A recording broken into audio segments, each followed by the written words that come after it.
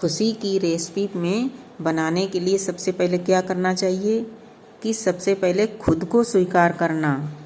ध्यान रखें कि स्वाभाविक किस्म का ही प्रयोग हो, ऐसी स्वीकृत जो आपके और किसी दूसरे के बीच तुलना किए बिना आए। दूसरी चीज़ ये मिलाएं समझ, ऐसी समझ कि आप क्या नियंत्रित कर सकते हैं और क्या नहीं। तीसरी चीज़ ये मिलाएं कृतज्ञता, सबसे बढ़िया मीठा बनाने वाली।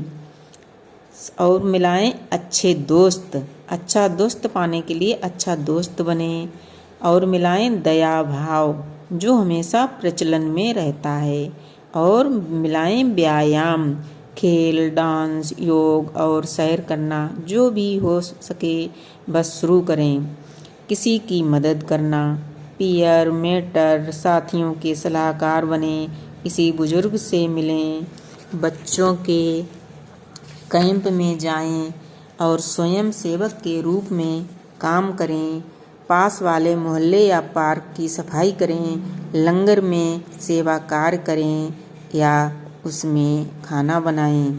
संगीत, खुद धुन तैयार करें या डाउनलोड करें, किसी संगीत समारोह में जाएं, अपने हेडफोन लगाएं, स्कूल की गायन मंडली में शामिल हो जाएं, कोई बैंड बनाएं।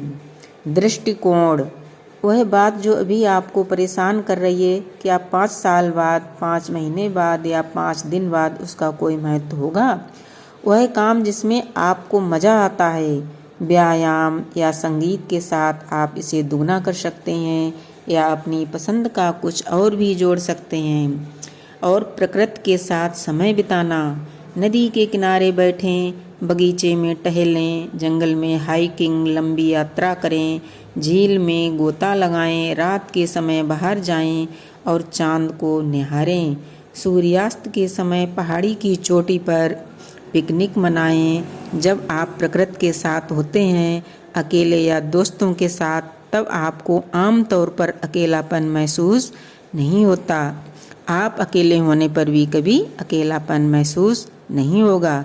इस रेसिपी से आपको दोनों ही तरह के फ़ायदे मिलेंगे। खुशी में तुरंत कुछ बढ़ोतरी होगी और कुछ बढ़ोतरी समय के साथ दिखाई देगी।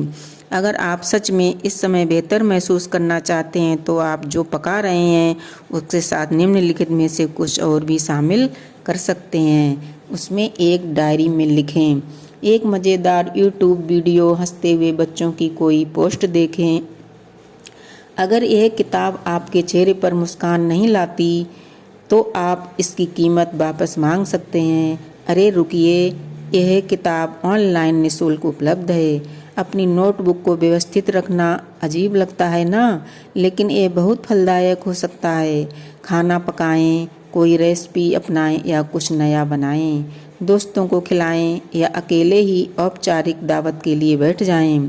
बाहर कंबल बिछाकर बैठ जाएं या अपनी मेज को ऐसे सजाएं जैसे कोई राजा महाराजा खाना खाने आ रहा है। ये मज़ेदार लगता है।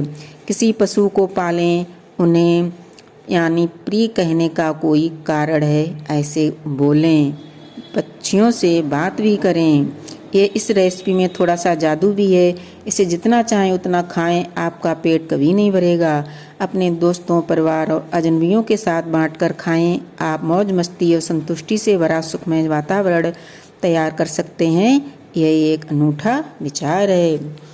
अगर आपको ये सब मेरी बातें अच्छी लगी हों तो कमेंट, शेयर, सब्सक्राइब ज़रूर करना जी। राधे राधे।